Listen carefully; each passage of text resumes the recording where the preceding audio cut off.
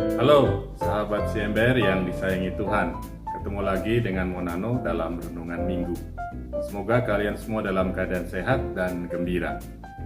Seperti kali sebelumnya, kali ini kita merenungkan sesuatu yang istimewa, edisi yang spesial pakai telur. Kenapa spesial? Yang pertama karena bulan September setiap tahun ditetapkan sebagai bulan Kitab Suci Nasional. Dan hari Minggu pertama dalam bulan ini dirayakan juga sebagai Hari Minggu Kitab Suci Nasional. Maka hari Minggu biasa ke-23 ini, yang adalah hari Minggu pertama dalam bulan September, dirayakan sebagai Hari Minggu Kitab Suci Nasional. Yang kedua, seperti kali lalu juga, saya memohon izin untuk menyampaikan homili yang disiapkan oleh Monsinyur FX Hadi Sumarto Okarem, Bapak Uskup Emeritus Keuskupan Malang dan Keuskupan Sorong Manokwari. Ikutin terus renungan ya. Teman-teman yang disayangi Tuhan, hari ini adalah Hari Minggu Kitab Suci Nasional. Kita sebagai umat Kristiani yang percaya kepada Yesus Kristus harus diajak gereja supaya kian hari kian mengenal penyelamat kita itu. Santo Hieronymus yang telah menerjemahkan seluruh kitab suci ke dalam bahasa Latin menegaskan, tidak mengenal kitab suci berarti tidak mengenal Kristus. Karena itu, marilah kita hari ini berusaha makin mengenal, memahami, dan mencintai kitab suci, agar kita dapat makin sungguh mengenal dan mencintai Allah, terutama seperti tampak dalam diri pribadi Yesus Kristus. Teman-teman yang dikasihi Tuhan, 2 minggu yang lalu kita telah mendengar Yesus berkata, "Engkau adalah Petrus, dan di atas batu karang ini akan kudirikan jemaatku." Dan Paulus dalam suratnya kepada jemaat di Efesus mengatakan bahwa jemaat, yaitu gereja, dibangun dan berdiri di atas dasar para rasul dan para nabi. Para rasul ini adalah saksi-saksi pertama dan utama Injil atau kabar gembira. Injil ini mereka terima sendiri secara langsung dari Yesus Kristus. Dan mereka diutusnya ke segala penjuru dunia untuk mewartakan Injil itu. Otoritas dan kesaksian pewartaan para rasul itu kita temukan di dalam tulisan-tulisan kitab suci, yaitu dalam Injil-Injil, surat-surat, dan kisah rasul, yang disebut Perjanjian Baru. Tetapi apa yang tertulis dalam Perjanjian Baru dapat dan harus dipahami sebagai kepenuhan atau pelaksanaan isi sabda Allah dalam Perjanjian Lama. Karena itu, Perjanjian Lama dan Perjanjian Baru tidak terpisahkan. Seluruh kitab suci adalah piagam iman kita. Karena itu, kitab suci adalah sumber seluruh pewartaan para rasul, yang kemudian dilaksanakan selanjutnya oleh gereja, yaitu kita sebagai umat Kristiani seluruhnya. Membaca sendiri, mendengarkan, dan menafsirkan kitab suci merupakan inti atau dasar tugas katekisik atau katekese, teologi, dan liturgi. Tanpa kesediaan untuk membaca kitab suci secara tetap, secara pribadi, atau bersama-sama, tidak mungkin bagi kita menghayati hidup Kristiani secara mantap dan sungguh-sungguh.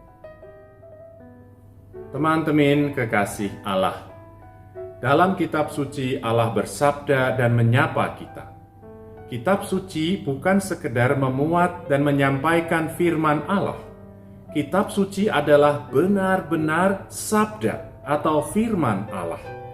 Kitab suci ditulis dengan ilham atau inspirasi Roh Kudus. Karena itu, gereja mengatakan bahwa kitab suci mempunyai Allah sebagai pengarangnya, serta dalam keadaannya sedemikian itu diserahkan kepada gereja. Dengan demikian, guna menghadirkan Allah di dalam diri Yesus Kristus lewat firman kitab suci, maka bacaan-bacaan kitab suci dalam perayaan liturgi harus selalu dilaksanakan dan didengarkan sungguh-sungguh dengan baik serta hormat. Dahulu Allah berbicara kepada bangsa Israel melalui nabi-nabi, dan sabdanya dituangkan ke dalam buku-buku perjanjian lama. Akhirnya Allah datang dan berbicara langsung melalui Yesus Kristus putranya.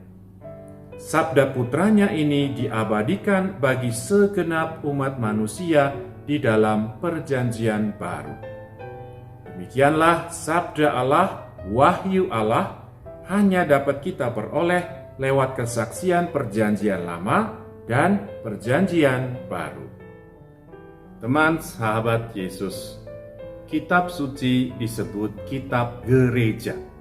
Sebab kitab suci atau Alkitab hanya dapat ditafsirkan, dipahami, dan dihayati dengan baik dan tepat apabila semua itu dilaksanakan dengan roh dan dengan iman gerejawi. Kitab suci dilahirkan dalam gereja dan diserahkan kepada gereja. Membaca dan mendengarkan kitab suci berarti mendengarkan saksi-saksi iman abad demi abad dalam rangka gereja, bukan hanya secara individual lepas dari kesatuan gereja. Kitab suci bukan diserahkan untuk ditafsirkan oleh penafsir secara individual, melainkan kepada gereja seluruhnya, dan ditafsirkan pula secara gerejawi. Maka dalam konteks gereja bukanlah aku pribadi sendiri, melainkan kita sebagai gerejalah yang percaya. Daya dan kekuatan sabda Allah begitu besar, sehingga bagi gereja, kitab suci merupakan tumpuan dan sumber keutuhan iman, santapan dan sumber jernih dan kekal kehidupan rohani. Karena itu, segenap umat Kristiani, khususnya pewarta Injil, harus selalu berpegang teguh pada kitab suci, membacanya secara tekun dan mempelajarinya dengan seksama.